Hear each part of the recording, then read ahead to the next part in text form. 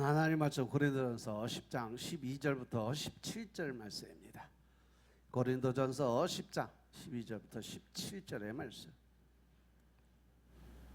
그런즉 선질로 생각하는 자는 넘어질까 조심하라.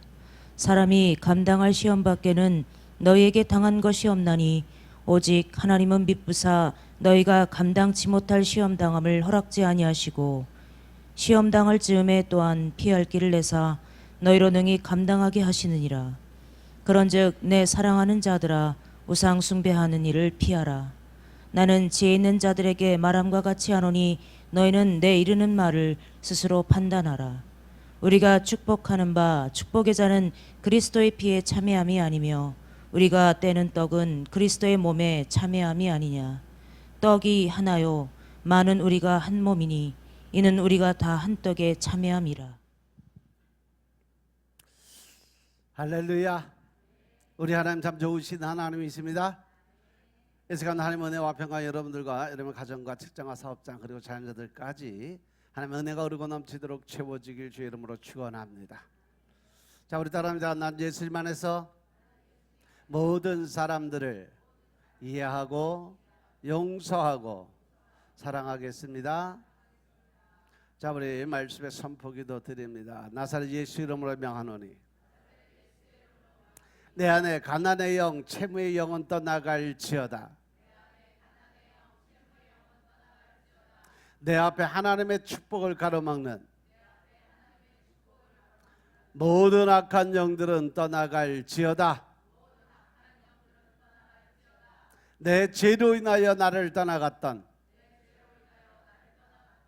모든 영권, 인권, 물권은 속히 회복되어 돌아올지어다.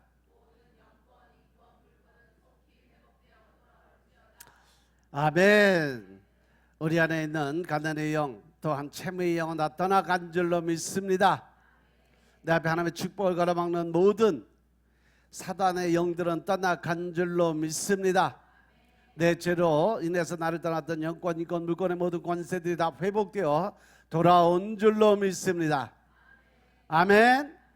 에스간 하나님의 은혜와 또한 하나님의 축복이 여러분들의 가정과 자녀들에게 임하시길 주의 이름으로 축원합니다. 오늘은 고린도전서 10장 12절부터 17절의 말씀 가지고 시험 당할 즈음에 피할 길을 주시는 하나님이란 제목으로 말씀을 나누겠습니다. 따라합니다. 시험 당할 즈음에 피할 길을 주시는 하나님. 우리가 하나님을 믿고 예수를 믿는 상황에서 늘 평안하고 기쁘고 즐거운 삶만 있는 것이 아니라 늘 고난의 시간이 따라온다라고 말씀을 드렸어요. 제가 지난주에 그리스도인들에게 고통과 고난과 시험은 당연한 거다, 아니 필연적이라고 이렇게 말씀을 드렸습니다. 왜냐하면 그리스도인들에게는 고통과 고난과 시험을 당하는 이유가 성경에서는 우리 그리스도인들은 세상과 등을 주고 살아야 하기 때문이다 라고 말씀을 드렸어요. 따라서 당연히 세상의 공중 권세 잡은 마귀 사단과 그 세상이 우리를 공격하기 때문에 우리는 쉽게 평안하게 즐거운 마음으로만 하나님을 믿고 따라갈 수 있는 조건이 될 수가 없다. 그렇기 때문에 우리에게 고난과 고통을 당하는 것은 아주 당연한 거다라고 말씀하셨어요. 그리고 두 번째로 우리가 하나님의 그 거룩한 백성으로 지어져 가는 데 있어서 순종하지 않을 때 하나님께서 우리를 징계하신다라고 말씀하셨어요. 그런데 그것은 사랑의 근거에서 우리에게 회초리를 대는 것이지 우리를 미워해서 징벌하는 것은 아니다. 이렇게 말씀을 지난주에 말씀을 드렸어요. 그러니까 세 번째로 하나님께서는 우리가 아무 잘못이 없는데도 우리의 거룩함을 만들어내시기 위해서 우리에게 때로는 고난과 고통을 허락하셔서 더욱더 정금 같은 믿음을 만들어내는 것입니다. 그래서 이 세 가지 상황 모든 것들이 다 우리에게 유익이다라고 이야기했습니다. 그런데 아마 여러분들께서 머리로는 이해가 가셨을지 몰라도 쉽게 거기에 동의가 되실지는 모르죠. 동의가 되지 않을 수도 있어요. 누구나 다 그 고통과 고난이 나한테는 일어나지 않기를 원하고 자기를 비껴가기를 원하는 그러한 삶을 살아가기 때문에 그렇습니다. 하지만 오늘 우리가 또 그리스도의 고난에 대해서 생각을 해보면 그 고난과 고통은 반드시 우리의 삶 속에서 그리스도인의 삶에 반드시 필요하다는 거다.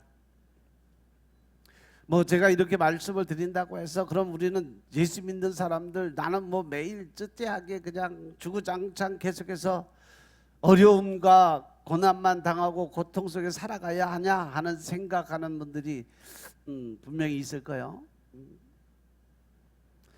그런데 그렇지 않다는 거죠.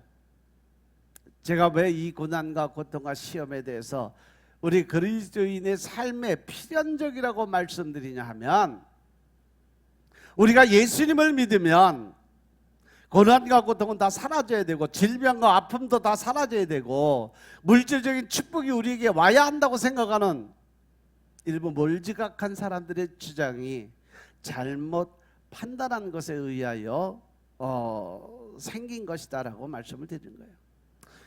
성경 하나님의 말씀은 그 이야기를 그렇게 하고 있지 않습니다라고 말씀을 드리는 거예요. 우리가 예수님을 믿으면서 계속해서 그냥 고난만 당하고 고통 속에서만 살아야 하는 이런 건 아니란 말씀이죠. 그러니까 너무 낙심하지 마시고 큰일 났다, 어떻게 내가 평생 힘들게 어렵게만 살아가야 하는 그런 생각은 하지 마시기 바랍니다. 유사 이래로 종교가 타락하면 네 가지 현상이 일어난다고 이야기를 해요.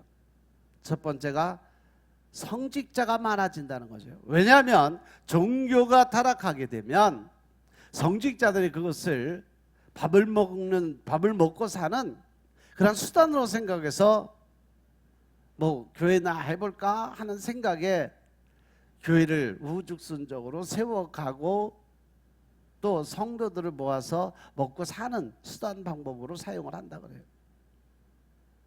그리고 그 성직자들을 먹여 살리기 위한 종교 기관이 많아진다고 그래요. 그래서 없는 직분들로 만들어내고 필요 없는 인원도 늘려서 내가 이러한 사람이라는 것을 나타내기 위한 수단으로 생각하는 거죠. 그래서 많은 자기 추종자들을 만들어 가는 거예요. 지금도 많은 목회자들이 자기의 대외적인 직분에 매달려 사는 모습을 보게 돼요. 그래서 많은 목사님들이 보면 여러 직분을 가져서 명함에 아주 앞뒤로 꽉 차게 자기 일정까지도 이렇게 박아서 하시는 분들 많이 있어요. 그리고 세 번째로 이 성직자들 먹여 살리고 종교 기관을 운영 나가기 위해서 반드시 필요한 게 뭐냐? 돈이라는 거죠. 그래서 그 돈을 갖다 댈 성도들이 필요한 거예요. 그래서 그들을 꽉 붙들 수 있는 방법은 당연히 기복신앙으로 흐르게 돼서 있는 것입니다. 불교도 천주교도 마찬가지고 이슬람도 기독교도 마찬가지입니다.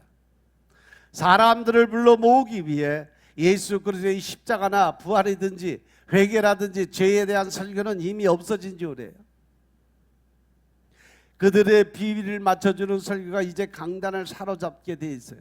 그래서 늘 지식적이고 또 사람들이 관심을 갖고 흥미를 갖게 되는 그러한 말들이 강단에서 선포가 되고 있다는 거죠. 그것이 바로 종교가 기복신앙으로 바뀌어가는 그러한 증거인 것입니다. 그래서 이렇게 복을 바라는 사람들이 모여 있는 것이 종교 집단이 되었기 때문에 네 번째로 종교가 타락하면 발생되는 현상이 뭐냐? 이 종교 집단이 거대한 이해 집단이 되어버린다는 거죠. 그것이 바로 종교가 타락하면 생기는 현상들이에요.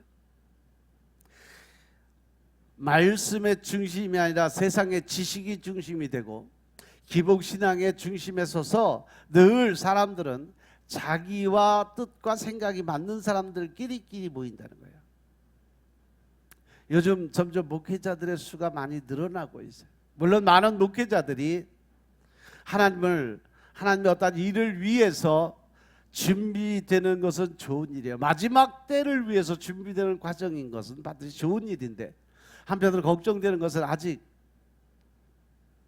목사의 임직을 받고 자기의 임직 사역지를 찾지 못한 그냥 명문만 목사님들이 너무 많아지고 있다는 사실이죠. 목사 안수를 받고 개척을 한다고 교회를 세우셨으면 끝까지 말씀과 기도로 하나님 일하실 때까지 끈기 있게 붙들고 하나님 앞에 엎드리고 그리고 하나님의 응답을 받아야 되는데, 목회보다는 당장 먹고 사는데 신경을 쓰다 보니까 목회는 뒷전이고 말씀과 기도는 아예 신경도 못 쓰고 돈벌이에 신경을 쓰다 보니까 교회의 문이 매일 잠겨있고 목사들이 아예 교회에 계시지도 않고 양들이 말씀에 목이 말라 헤매이는 현상이 일어납니다. 얼마나 안타까운 모습인지 몰라요. 왜 이렇게 무릎으로 하나님 앞에 서지 못하시는 목사님들이 많아졌을까? 한국 전체 신학생들의 수를 합치면 흔하게 그냥 전 세계 신학생들 수를 합친 것보다 더 많은 게 우리 한국 신학교의 현실이에요. 정말 이것이 우리 한국의 기독교가 하나님의 축복을 얻은 결과이기를 간절히 바라야 되는데, 과연 우리가 생각할 때 우리 한국이 가는, 그리고 우리 한국의 기독교가 가는 방향을 볼 때 어떻게 생각하고 계실까?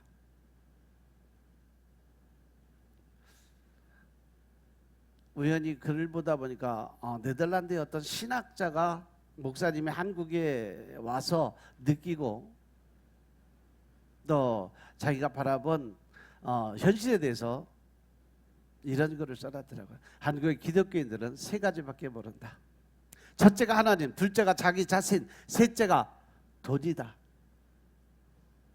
이렇게 비평을 했더라고요. 어떻게 보면 가장 정확하게 다른 사람의 눈으로 바라봤다는 거죠. 우리 한국 사람만큼 하나님을 열심히 섬기는 사람들이 어디 있겠어요? 새벽부터 드리는 새벽 예배고, 주일 또 주일 예배, 수요 예배, 금요 찬양 예배, 구역 따지면 또 구역 예배도 있죠. 때로는 수련회, 부흥회, 특별 사경회, 얼마나 많은지 몰라요.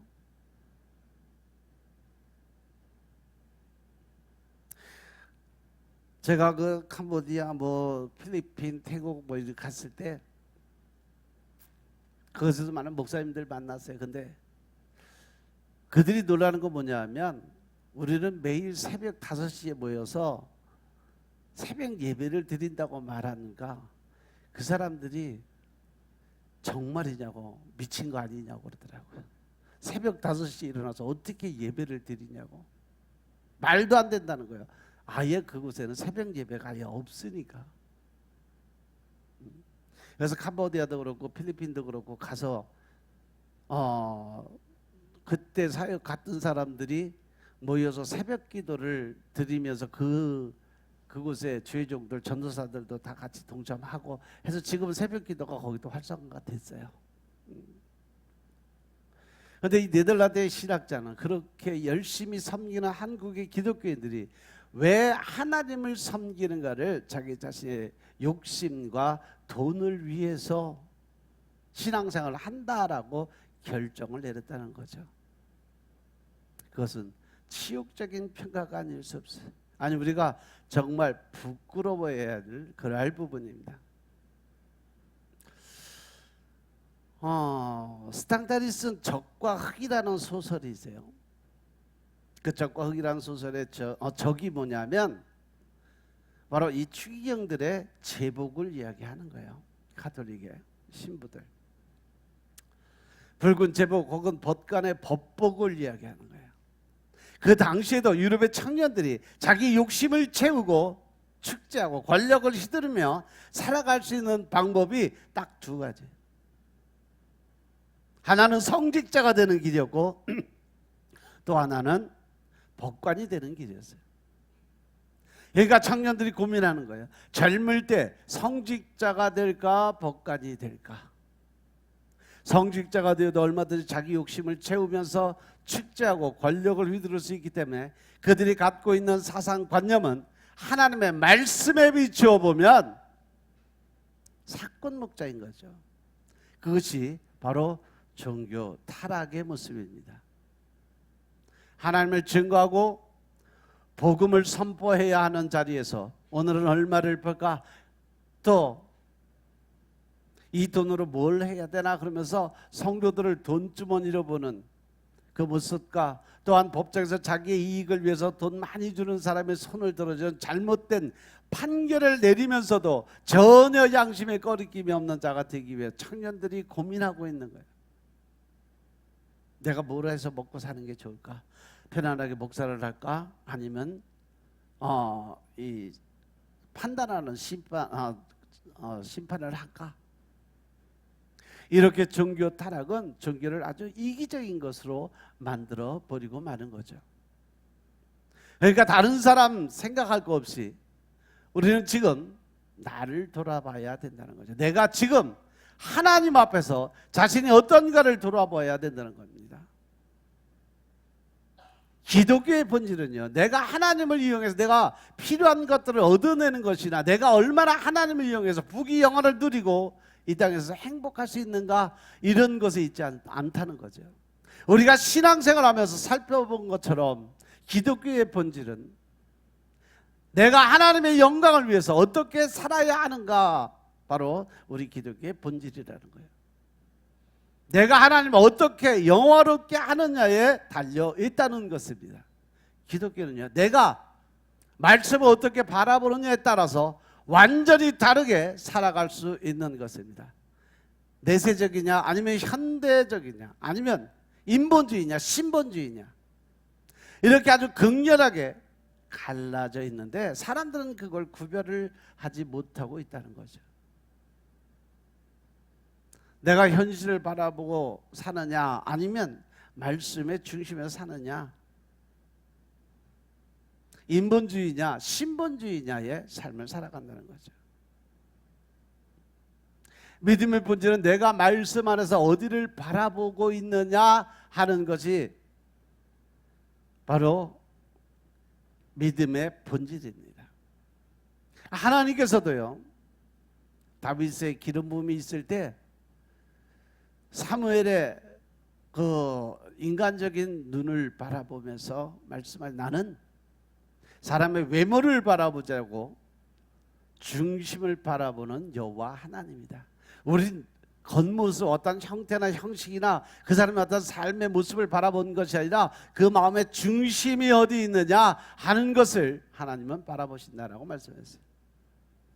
내가 천국을 바라보면서 이 땅의 모든 것을 주님같이 여기고 있느냐, 아니면 천국은 상관없이 오히려 그것은 눈에 보이지 않기 때문에 이 땅의 삶, 현실을 바라보면서 내가 지금 살아가는 이 삶이 기쁘고 즐거운 삶으로 바뀌길 원하며 살아가느냐,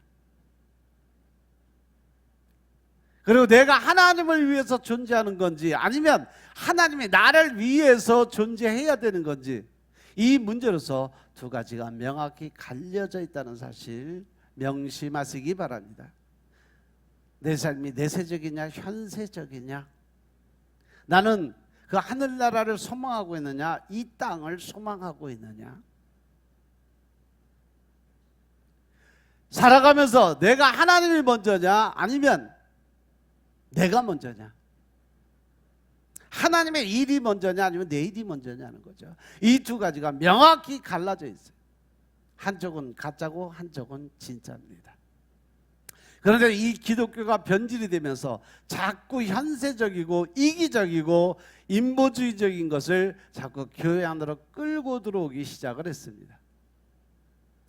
그래서 이렇게 기독교의 본질이 흔들리니까 내가 예수님을 믿으면 행복해야 되고, 내가 예수님을 믿으면 모든 질병이 물러가야 되고, 내가 예수님을 믿으면 가정에 평화가 와야 되는데, 내가 예수님을 믿어도 고통과 고난이 오니까 사람들이 하나님에 대해서 원망과 비판을 하게 되는 거죠. 내가 예수님을 믿으면 하나님이 나를 도와서 나를 행복하고 편안하게 만들어줘야 된다는데, 또 그렇게 배워왔기 때문에 자기의 삶에 고난과 고통이 닥치면 힘들어하는 거예요. 아주 못 견디는 거죠. 왜? 나는 예수 믿고 복 받아야 되고 내가 예수님 믿으면서 또 더 편안하고 내 몸의 병도 다 나아야 되고 이렇게 살아야 되는데, 예수님을 믿음에도 불구하고 내가 하나님에 들어왔음에도 불구하고 계속적으로 고난과 고통에 현실은 바뀌어지지 않는 모습을 보면서 스스로 실망하고 좌절한다는 거죠. 심지어 이렇게 본질이 흔들리니까 자기에게 고통과 고난이 오면 내가 예수 믿었는데 왜 내 삶이 이러는 거야? 하나님이 진짜 있긴 있는 거야? 라는 식으로 자기 부정을 하며 영적인 부정의 삶을 살아간다는 것입니다. 하지만 성경은요, 현세적이고 또 인본주의적인 그러한 이기적인 신앙을 경계하라고 늘 말씀하고 있음을 깨달으시기 바랍니다. 로마서 16장 17절부터 20절의 말씀 보겠습니다. 로마서 16장 17절부터 20절의 말씀입니다.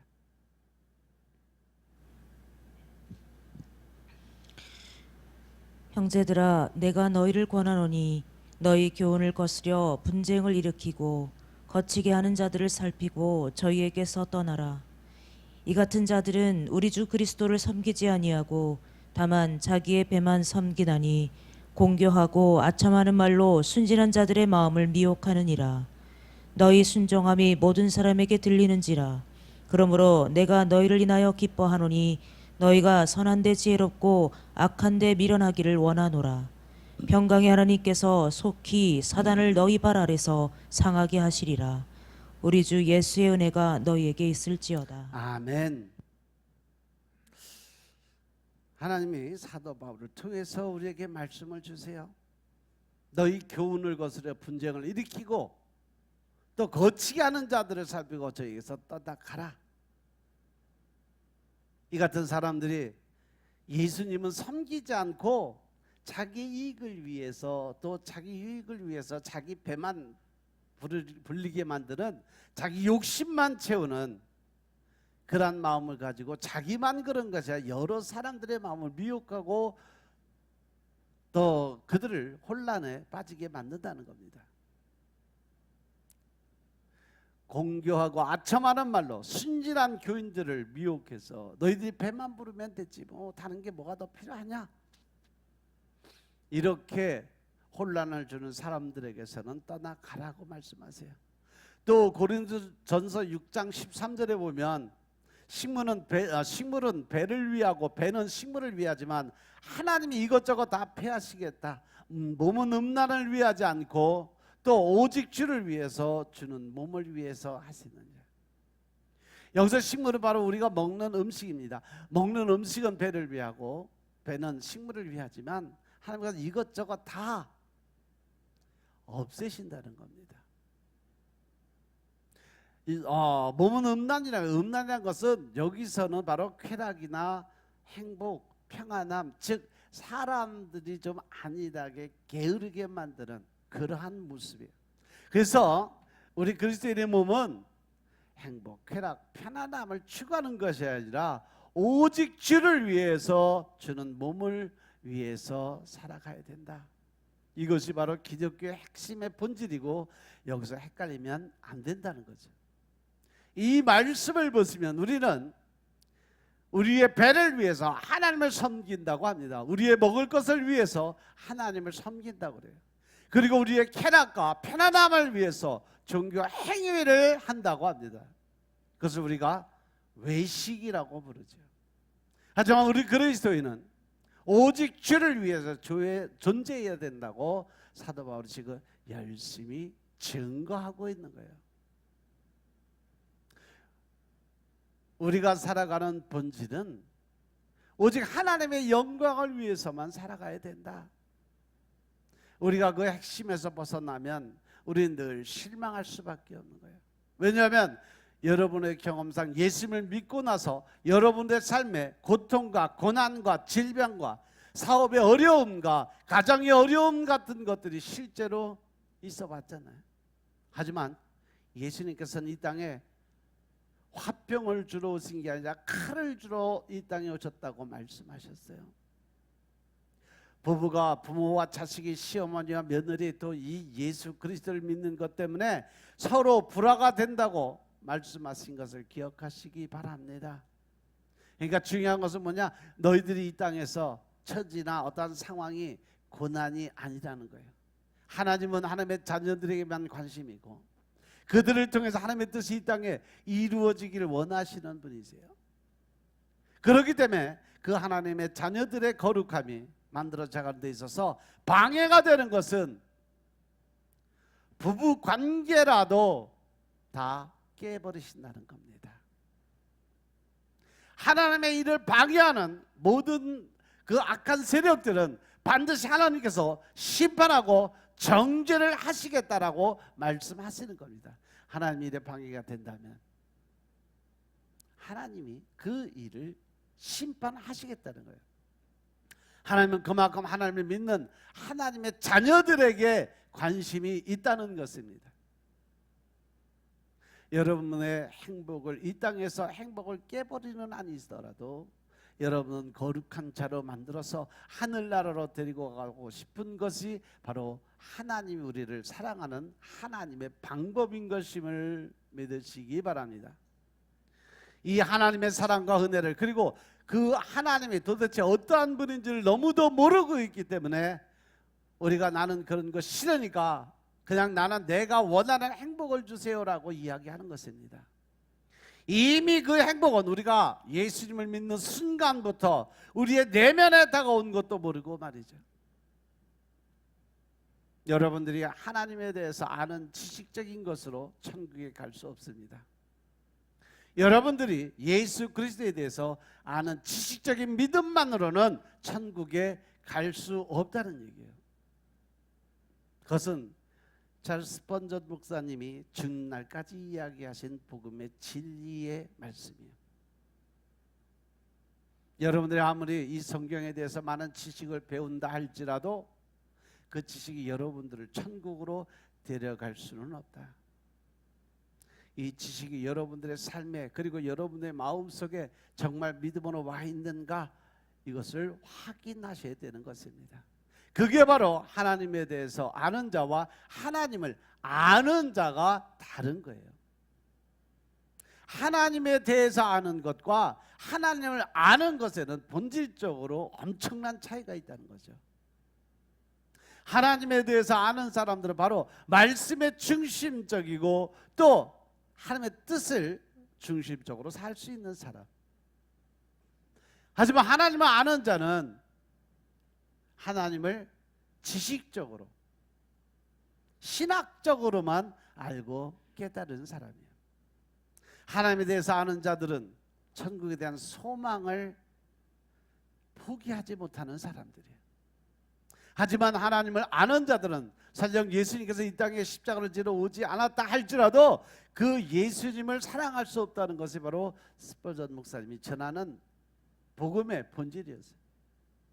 예수님이 나를 위해서 십자가를 지지 않았다 할지라도 진짜 그 예수님에 대해서 아는 성도들은 그 예수님을 사랑하지 않을 수가 없다. 그게 바로 하나님에 대해서, 예수님에 대해서 아는 자와 하나님을 아는 자의 차이점입니다. 우리가 하나님의 말씀을 전하는 구제와 선행을 명령하시는 것도 그런 차원이야. 너희들이 정말 기독교의 본질을 알고 있느냐 모르고 있느냐, 그것을 하나님이 묻기 위해서 선행하라 구제하라 하는 것이지, 너희들이 선행하고 구제해야 구원을 받는다 이렇게 가르치는 것은 잘못 가르쳤다는 거죠. 그런데 가톨릭에서는 그렇게 가르쳐요. 천주교에서는 우선적으로 선행과 구제가 먼저고, 혹시 그것을 못해서 지옥에 가 있는 조상이 있다면 그들을 구원하기 위해서 면죄부를 만들었죠.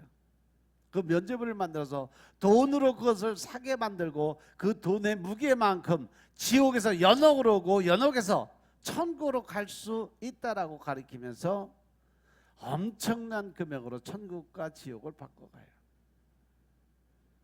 실질적으로 면죄부를 돈으로 사서 조상들을 섬기는 부적 같은 것을 만들어 일을 하고 있어요. 로마서 14장 15절부터 18절의 말씀 보겠습니다. 로마서 14장 15절부터 18절의 말씀입니다. 만일 식물을 인하여 내 형제가 근심하게 되면 이는 내가 사랑으로 행치 아니함이라. 그리스도께서 대신하여 죽으신 형제를 내 식물로 많게 하지 말라. 그러므로 너희의 선한 것이 비방을 받지 않게 하라. 하나님의 나라는 먹는 것과 마시는 것이 아니요 오직 성령 안에서 의와 평강과 희락이라. 이로써 그리스도를 섬기는 자는 하나님께 기뻐하심을 받으며 사람에게도 칭찬을 받느니라. 아멘.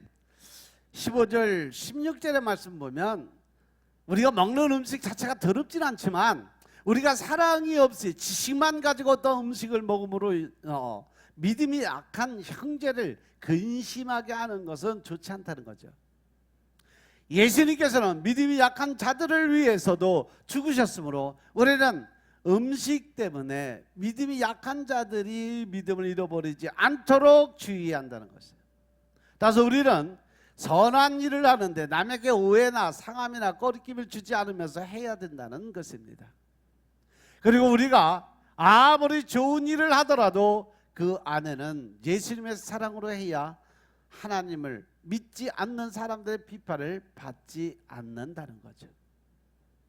그리고 17절 18절의 말씀을 보면 하나님의 나라는 먹는 것과 마시는 것이 아니라 오직 성령 안에서 의와 평강과 희락이라 했어요.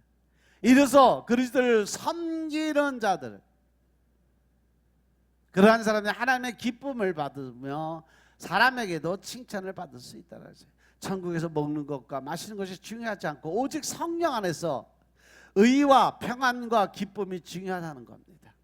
구원을 얻은 성도는 성령의 역사로 지금 이것들을 어느 정도 누리다가 장차 천국에서 충만하게 누리게 될 것입니다. 이렇게 구원을 얻은 성도는 죄사함과 의롭다 하심을 얻고 실제로 의롭게 살다가 천국에 들어간다는 겁니다.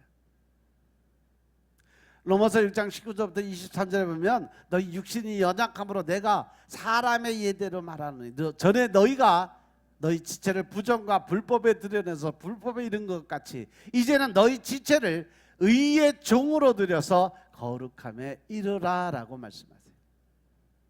너희가 죄의 종이 됐을 때는 의에 대해서 우리가 죄 지을 때는 하나님의 법, 율법에 대해서 또 하나님의 계명에 대해서는 자유함을 누리고 살았지만 이제 너희가 그때를 생각해봐라. 너희들이 무슨 열매를 먹고 살았는지. 하지만 이제는 너희가 예수님을 알고 믿음, 신앙이 들어옴으로 해서 그때 일을 부끄러워하니까 이제 그 마지막에 지옥에 가는 삶인 것을 깨닫지 않았느냐. 그러니까 이제 너희가 죄에서 해방되고 하나님의 종이 돼서 거룩함에 이르는 열매를 얻었으니까 이제 남은 것은 뭐다? 영생의 삶이다 이런 겁니다. 그래서 로마서 6장 23절의 말씀이 바로 죄의 삭은 사망이고 하나님의 은사는 그래서 예수 그리스도 안에 있는 영생이라고 예수님이 말씀하셨어요. 또한 예수님께서 세상이 주는 것과 내가 주는 평안은 다르다라고 말씀하세요. 요한복음 14장 27절의 말씀을 보면 평안을 너에게 끼치노니 너희 곧 나의 평안을 너에게 주노라. 내가 너희에게 주는 것은 세상이 주는 것과 같지 아니하니라. 너희는 마음에 근심도 말고 두려워하지도 말라고 말씀하세요. 평안의 주께서 친히 때마다 일마다 우리에게 평안을 주십니다. 데살로니가 3장 16절에 보면 평강의 하나님께서 친히 때마다 일마다 너희에게 평강을 주시길 원하노라. 주는 너희 모든 사람과 함께 하실지어다.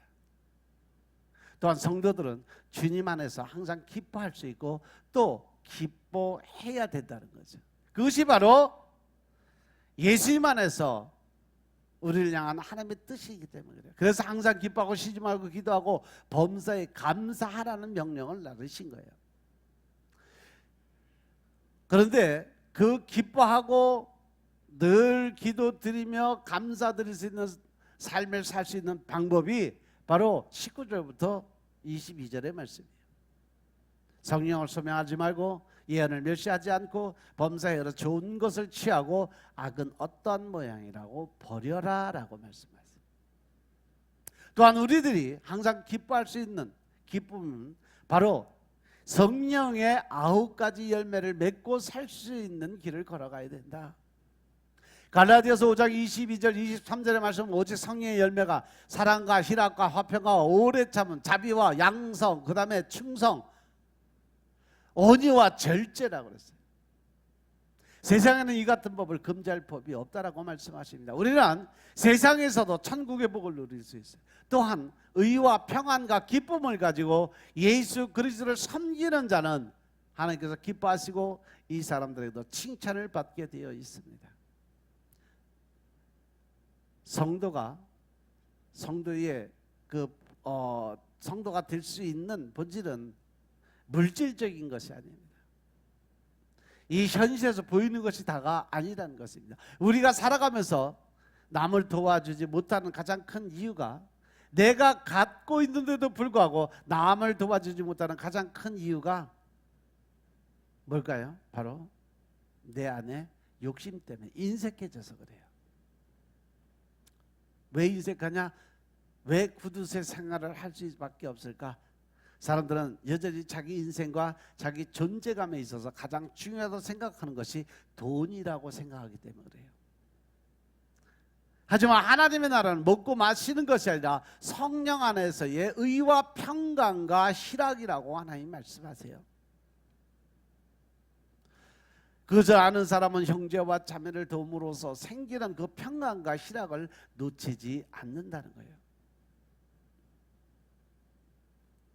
이렇게 기독교의 본질이 우리의 육신을 편안하게, 안락하게, 또 남의 부러움을 사게 만들어 주는 것이라면 왜 우리의 처지나 상황 같은 것들이 이 교회 공동체 안에서 그렇게 부각되어야 하는 것이냐, 이거죠. 예를 들어서 우리가 교회에서 흔히 일어날 수 있는 일이 뭐냐면, 어떤 분들이 자녀가 대학에 떨어져서 그때 그분이 교회에서 아주 열심히 헌신하고 봉사하는 사람이에요. 근데 그 가정을 보고 사람들이 뭐라고 말들을 할까? 야, 뭔가 저분이 이렇게 열심히 신앙생활해도 하나님께 뭔가 잘못한 게 있으니까 애가 대학에 떨어졌지 하는 그런 말을 하지 않겠냐는 거죠. 또 교회에서 모든 사람의 어떤 선망이 되는 장로님이 사업가고 또 엄청 잘 나가는 비즈니스맨이요. 근데 어느 날 갑자기 그 회사가 기호동 힘들어지고 어려우면 사람들이 뭐라고 그럴까? 저 장로님의 신앙에 뭔가 문제가 있으니까 하나님 저렇게 어려움을 주시는 거 아니냐 라고 하지 않겠냐는 거죠. 그러니까 예수님을 믿으면서 부부간에 이혼을 하는 사람들이 그냥 죄인처럼 교회 와서 아무 소리도 못하게 만들어 가는 거예요. 왜냐하면 사람들이 갖고 있는 자기 신앙의 모습을 보니까 두려우니까 말을 못하는 거예요. 어떻게 그렇게 어려움에 처하고 가정에 어려움이 있는 분들이 교회 안에 와서 마치 평범한 공동체에서 이렇게 뚝 떨어져 나온 사람들처럼 소외감이 들게 만들 수 있느냐 하는 거죠. 하나님이 그렇게 하셨을까? 예수님이 그렇게 하셨을까? 오히려 예수님은 그러한 사람들의 친구가 되었음을 깨달으시기 바랍니다. 우리가 그렇게 살아야 되고 모든 것을 이렇게 편안하게 보듬어주고 또 그들을 위로하고 세워줘야 되는 것이 바로 교회가 하는 일이에요. 그런데 어떻게 다른 사람들 아픈 곳을 찔러가면서 판단을 내릴 수 있냐는 거죠. 그게 우리들의 잘못된 신앙을 배워왔다는 증거입니다. 기독교의 핵심과 본질을 잘못 오해하고 잘못 배운 겁니다. 교회 공동체가 기독교의 핵심과 본질에서 흔들리니까 그렇게 사람들을 평가하는 거죠. 처지나 상황을 가지고 그 사람의 신앙을 평가한다는 거예요. 우리 그리스도인 삶에는 반드시 고난과 고통과 시험이 있게 되어 있어요. 그 문제는 하나님께서도 말씀에 기록해 놓으신 것처럼 필연적입니다. 왜냐하면 우리는 스스로 하나님이 원하는 수준까지 자라갈 수 없기 때문에 하나님은 그러한 시험과 고난과 고통을 통해서 우리를 가르치고 교훈하고 조명해 나가는 것입니다. 그것이 하나님이 우리를 향한 유일한 목적이라는 것을. 이 땅에서 우리들의 행복을 하나님은 원하시는 게 아니라 하나님 나라의 백성으로 만들기 위해서 우리를 훈련시키고 연단시키는 것이 바로 영적 훈련입니다. 만약에 우리들의 처지나 현실의 상황들 우리의 신앙을 지을 수 있는 잣대가 된다면 믿음의 본질을 놓고 보는 사도 바울의 모습은 어땠을까? 사도 바울이요, 복음 전도 사명자로 선교지에 가서 늘 두들겨 맞고 복음을 전하다 감옥하고 또 병 걸리고 굶고 여러 번 여행에 강의 위험과 강도 위험과 동족의 위험, 이방인의 위험, 신의 위험, 광야의 위험, 바다의 위험, 거짓 형제들의 위험을 당하고 또 수고하고 애쓰고 여러 번 자지도 못하고 줄이고 목마르고 여러 번 굶고 춥고 헐벗고 살아온 사도 바울의 삶은 과연 뭐냐는 거죠. 그가 믿음이 없어서 하나님께 그러한 징계를 받고 살았느냐는 겁니다.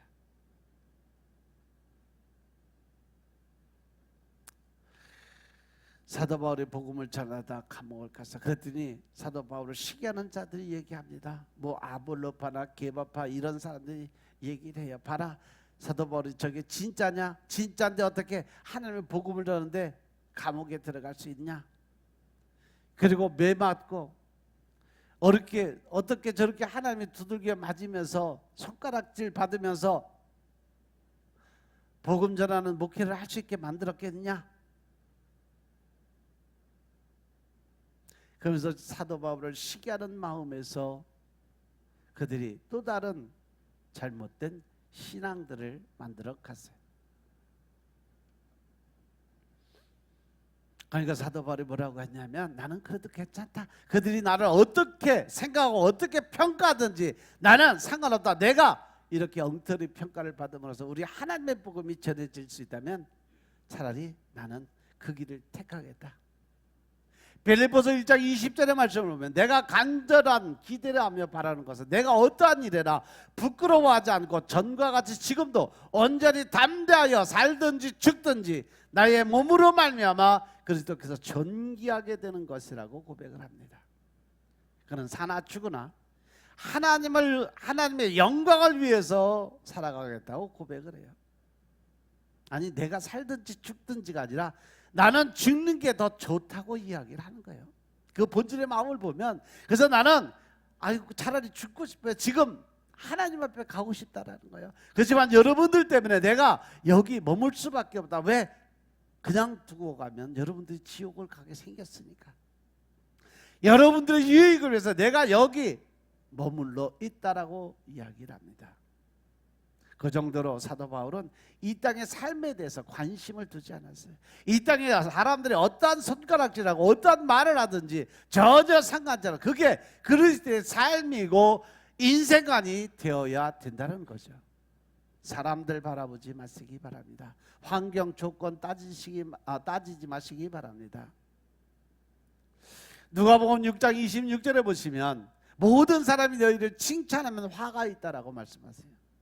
저희 조상들이 거짓 선지자들에게 이같이 하였다라고 말씀하십니다. 누구에게나 칭찬받는 목사는 가짜라는 거예요.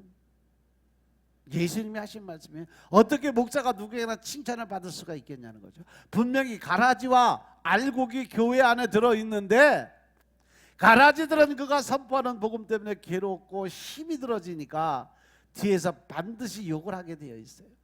그러면 욕먹는 목사가 되는 건 당연하다는 거죠.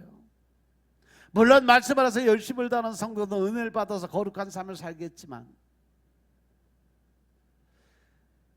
모든 사람들에게 칭찬받는 것 자체가 잘못된 신앙이다. 성경이 그렇게 이야기를 해요. 모든 사람이 너희를 칭찬하면 화가 있도다. 그러한 사람은 가짜라는 거예요. 거짓 선지자들에게 옛 조상들이 그렇게 했다, 계속 칭찬을 했다는 거예요. 저 사람은 진짜구나, 진짜야. 그런데 반드시 가라지들이 섞여 있기 때문에 이 복음이, 하나님의 말씀이 제대로 선포가 되면 손가락질하고 욕을 하면서 나가는 사람들이 있어야 되는 겁니다. 그러면 그러한 사람들이 나가면서 저 목사는 뭔가 문제가 있다, 그렇게 얘기하는 거예요. 그 고난당하는 목사를 향해서 저 교회가 문제가 있다는 억측을 이야기를 하면서 교회에 분쟁을 일으키고 문제를 일으켜요. 사도 바울도 자기가 세운 교회에서 다 가짜라고, 잘못된 신앙을 가졌다고 쫓겨난 사람이었어요. 사도 바울은 자기가 세운 교회에서 복음이 전해지는데 그들이 바울을 쫓아냈어요. 두들겨 패서, 아주 죽을 때까지 패서, 오죽하면 죽은 줄 알고 성문가 밖에 갖다 내다 버렸을까. 근데 뭐라 그래요? 가짜들은 누구에게나 칭찬을 받더라 그러잖아요. 사도 바울은 모든 것을 알고 있었던 거예요. 사람들이 다 나를 칭찬하지 않아도 된다는 거예요.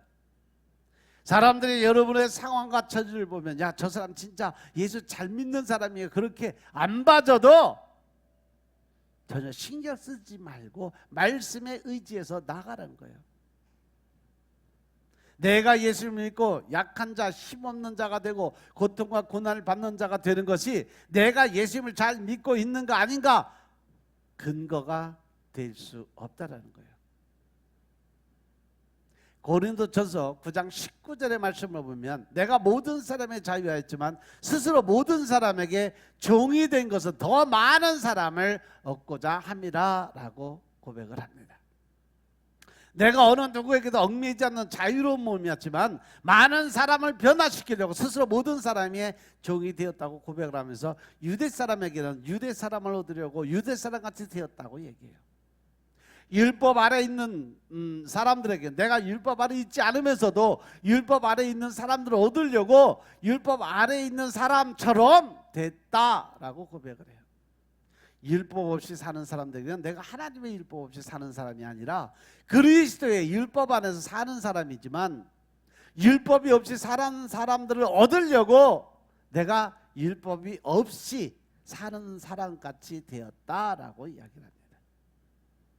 그리고 믿음이 약한 사람들에게는 내가 약한 사람들을 얻으려고 약한 사람이 되었다라고 이야기합니다. 나는 모든 종류의 사람들에게 모든 것이 다 되었다고 합니다. 그것은 내가 어떻게 해서든지 그들 가운데서 몇 사람이라도 구원을 하는 것이 나의 목표였다라고 고백합니다. 그래서 나는 복음을 위해서, 이 복음을 전하기 위해서 모든 일을 하고 있다라고 고백을 합니다. 그래서 내가 복에 동참하기 위함이라고 합니다. 즉 복음이 주는 복에 동참하려는 거죠. 결국에 나는 사람들에게 존경받고 사람들에게 인정받으려고 노력하지 않는 삶을 살았다라는 거예요. 사도 바울이 나는 약한 사람들에게 아무것도 모르는 사람으로 살았고, 아는 사람들에게 아는 만큼 또 이야기해주고, 율법이 있는 사람들에게는 율법을 지키자라고 얘기해줬고, 율법이 없는 사람들에게 율법이 없이 그냥 그들과 동거하며 복음은 전하는 자리까지 내가 갔다라고 이야기하는 거예요. 사도 바울은요, 사람들의 어떤 평가나 경건이나 모양이나 이런 형식적인 외양에 신경 쓰지 않았어요. 그 삶은 뭘 얘기하냐면 이 땅에서 살았지만 이 땅의 삶에는 관심을 두지 않았다는 겁니다.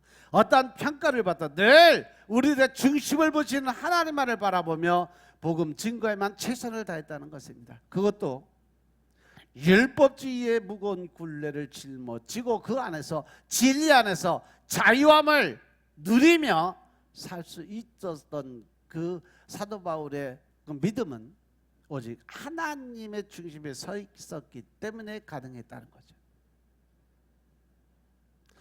사도 바울의 관심은 오직 하나님과 하늘에만 있었습니다. 따라서 우리에게 주어지는 내가 원하지 않는 환경이나 처지, 고통, 고난, 시험, 이 모든 것은 나의 성도가 되는 근거나 판단의 기준이 될 수가 없다. 모든 것이 하나님의 선하신 계획 속에 들어가 있는 것이기 때문에 그 상황에서 어떻게 예수 그리스도가 존귀하게 될 것인가를 고민하는 것이 진짜 그리스도의 삶이라는 거 늘 명심하시기 바랍니다. 우리 삶 속에서요. 중요한 것이 무엇인가를 먼저 생각하라는 거예요. 사람들의 어떤 눈총이나 사람들의 어떤 수근거림이나 이것이 중요한 것이냐, 아니면 하나님의 뜻 안에서 하나님을 바라볼 수 있는 믿음에 흔들리지 않는 신앙이 더 중요한 것이냐.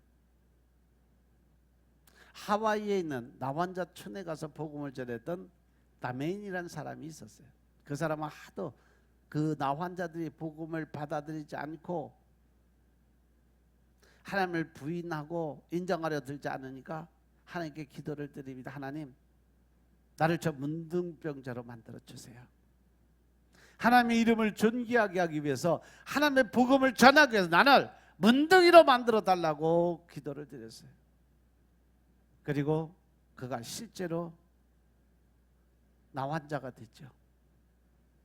그리고 나서 그들과 마음이 통하기 시작하면서 복음을 전하다가 그 안에 많은 나병 환자가 예수님을 구주로 영접하고